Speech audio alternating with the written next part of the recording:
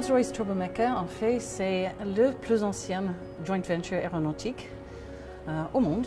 Une entreprise qui fait plus d'1 milliard de chiffre d'affaires par an et qui est numéro 1 dans le domaine des hélicoptères, de moteurs pour les hélicoptères au monde.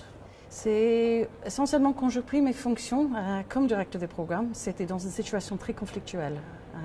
Les négociations pour le renouvellement des accords entre Rolls-Royce et Turbomeca a échoué. Et la relation entre les deux équipes, côté anglo-saxon, Rolls-Royce, Turbomeca, son société française, Farfan-Lebern, était, pour dire, très tendue. La guerre de 100 ans était encore à l'ordre du jour, si je mets comme ça.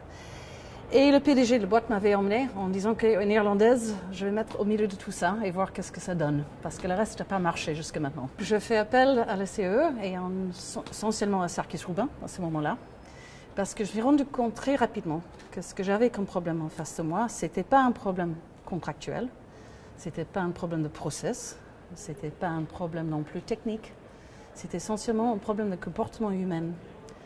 Avec une dégradation de la relation entre les deux équipes qui était assez marquant, très très marqué dans le langage et dans le comportement quotidien. J'étais ni ingénieur dans un monde d'ingénieur, j'étais pas non plus un industriel et j'étais pas non plus français. Donc j'étais sur un terrain complètement inconnu. Et le niveau d'expertise et ce qu'ils cherchaient pour résoudre ces problèmes-là, en fait, c'était aucune de ces compétences, c'était une autre. Et j'avais cette compétence quelque part en moi, il fallait que je le trouve. Et je fais appel à la CE pour m'aider d'abord, personnellement, pour trouver cette capacité et cette ressource pour faire face aux problèmes. Et après, cet accompagnement, c'était avec l'équipe. Et ça a pris 3 axes.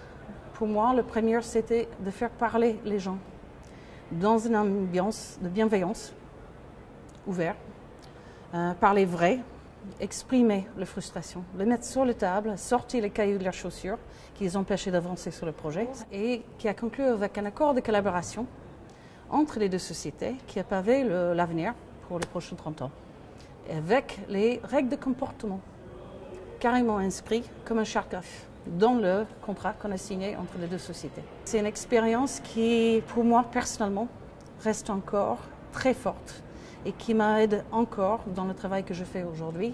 Et si je fais ce que je fais comme directeur de transformation, projet de transformation leadership pour M. Bugatti Doughty, c'est parce que les leçons, le comportement et l'importance de l'homme dans tout ce qu'on fait, et c'est l'homme qui est le cœur de ce qu'on doit faire dans l'entreprise, reste encore vrai aujourd'hui. Si je n'avais pas rencontré le CE, est-ce que j'aurais fait le projet de la même manière? Ma réponse aurait été non. J'aurais pris un problème et même faire les mêmes erreurs que les autres. Partir sur un projet avec un KPI, avec les process, avec les reporting nécessaires, avec un tempo donné par un rythme de gestion de projet habituel, management habituel. Et là, ce que je fais avec le CE, je mets tout ça à côté et je donne priorité d'abord au fonctionnement des équipes. Et c'était ça en premier, avant tout. Quand j'ai pris le projet au début, j'avais 2 équipes complètement indépendantes l'une de l'autre. L'une des grosses difficultés que j'avais, c'était justement la barrière de la langue, la barrière de la culture, toutes ces barrières-là. Et le plus gros exemple que je veux dire, c'est qu'à la fin de le projet, c'est que je n'avais pas perdu aucun membre de l'équipe, ils étaient tous encore là. Je suis partie 5 ans plus tard et mon équipe était complètement intacte et engagée dans la démarche encore. Et je pense que ça, c'est le meilleur exemple qu'on peut dire.